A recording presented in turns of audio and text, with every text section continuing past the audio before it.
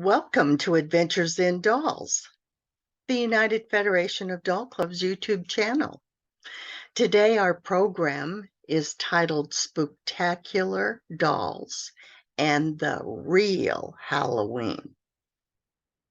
Before we get to the program, be sure you leave us a comment and like and subscribe so you don't miss your next adventure in dolls.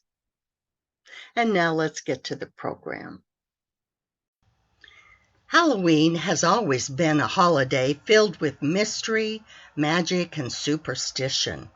It's associated with those folks who have passed before us, and with the earth and the change of the seasons. It's a transformation marked by celebration and communal activities. Some folks think Halloween is an American tradition. Dressing up in a creative costume, gallivanting around in the gathering dusk to collect the best candy from the neighbors, and getting together with friends for a monster ball are all beloved traditions. But this fall holiday didn't start stateside at all. Halloween as we know it originated some 2,000 years ago, when Celtic people in Europe celebrated the end of the harvest and the start of a new year in a festival called Samhain. The name means summer's end. Samhain was also a time when the veil between the worlds of the living and the dead grew thin, so those of us with blood still running through our veins could communicate with loved ones who had passed on to the other side. Departed loved ones were expected and welcomed, and the practice of setting out favorite foods for the dead was common. Many other kinds of spirits, some which never had human form, could also appear. Elves, fairies, the wee folk, sprites, and dark energies were just as likely to pay a visit as those one longed to see again one last time. The Celts also believed that the spiritual communication on Samhain made it easier for the Celtic priests or druids to predict the future. These prophecies were an important source of comfort during the long, dark winter. To commemorate the event, Druids built huge bonfires, where the people gathered to burn crops and animals as sacrifices to the Celtic deities. During the celebration, the Celts wore costumes, typically consisting of animal heads and skins, and attempted to tell each other's fortunes. This celebration also included stocking up on supplies for the winter, slaughtering the cattle, and disposing of the bones in bone fires. In addition, there was a very good chance that the spirit of a person one may have wronged would also make an appearance. In order to deceive the spirits, people darkened their faces with ashes from the bonfires, called guising, and this developed into wearing masks. A living person would recognize the spirit of a loved one and could then reveal themselves, but otherwise remain safe from the unwanted attention of darker forces. Nowadays, many associate bats with Halloween. The Druids' Samhain bonfires attracted bugs, which in turn tempted bats to come enjoy a tasty meal. In later years, various folklore emerged citing bats as harbingers of death or doom. One story tells if a bat is in your home and it settles, it means a man in the family will die. If it flies around and tries to escape, a woman in the family will perish instead. Today, we just worry about being bitten and getting rabies. The Romans conquered the Celtic territory by 43 AD and brought their own fall festivals with them at that time. Their October celebration, called Feralia, also commemorated the passing of the dead. Another holiday, Pomona, honored the Roman goddess of fruit and trees. That's one reason people often bob for apples during Halloween festivities. Christian groups through the years have routinely attempted to demonize and denigrate the observance, but it was actually the church who preserved the Samhain tradition in the West by Christianizing it in the 9th century. Parentalia, Feralia, Lemuria, and many other celebrations, including Samhain, were associated with death, the earth's bounty, and harvest. Once the festival was Christianized, All Hallows' Eve became a night of vigil, prayer, and fasting in preparation for the next day when the saints were honored at a far tamer celebration called All Souls' Day, a day to honor the dead. The old ways had not died out, however, and bonfires were still lighted. Only now, in honor of Christian heroes and the turning of the seasons, was still observed. One of the rituals that appeared in the 16th century is the practice of souling. The poor of the village would go about knocking on doors, asking for a soul cake, also known as a soul mass cake, in return for prayers. The rituals of Samhain arrived in the United States with the displacement of the Irish in 1845 to 1849 during the potato famine. In the second half of the 19th century, these new immigrants helped to popularize the celebration of Halloween nationally. The Irish, largely Catholic, continued to observe All Hallows' Eve, All Saints' Day, and All Souls' Day, along with the practice of souling. But these festivals, by now, were infused with folk traditions such as the jack-o'-lantern. The jack-o'-lantern comes from the Irish folk tale of Stingy Jack, a clever drunken con man who fooled the devil into banning him from hell, but because of his sinful life could not enter heaven. After his death, he roamed the world carrying a small lantern made of a turnip with a red-hot ember from hell inside to light his way.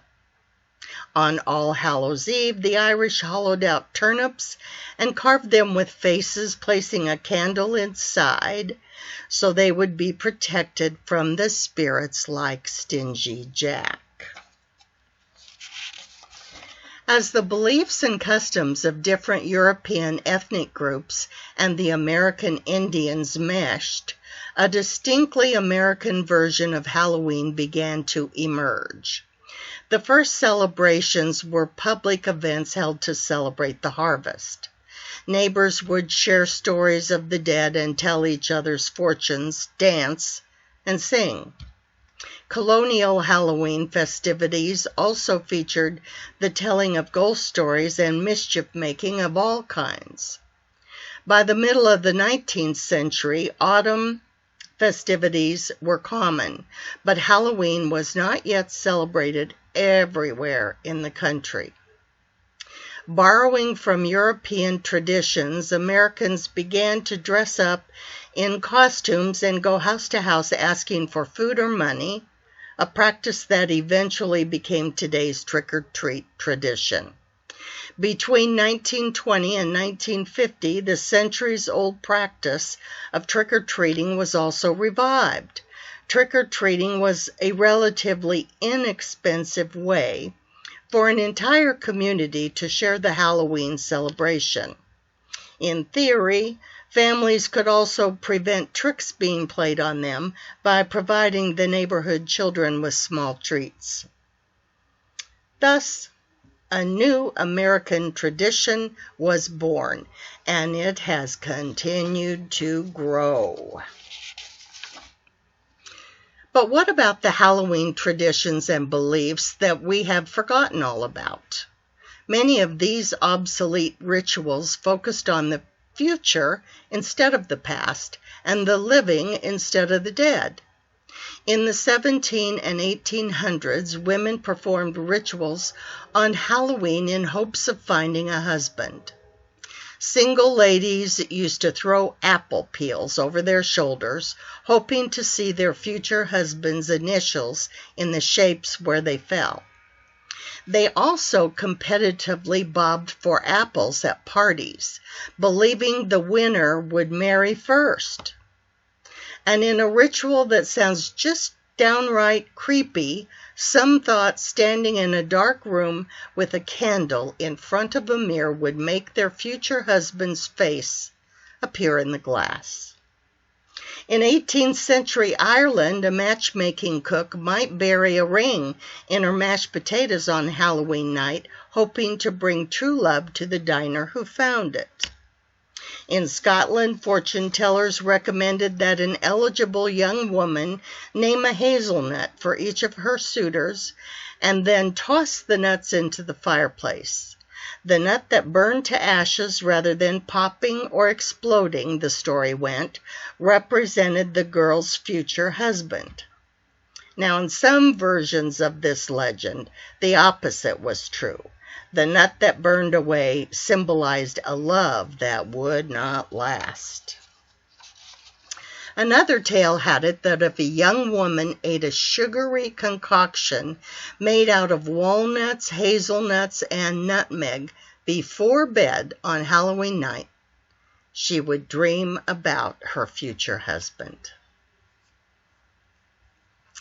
And so we have it. Halloween is among the oldest traditions in the world, as it touches on an essential element of the human condition: the relationship between the living and the dead.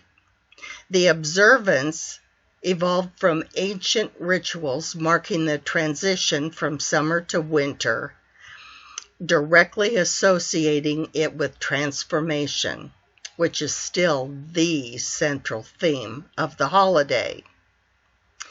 Who will you transform into this Halloween?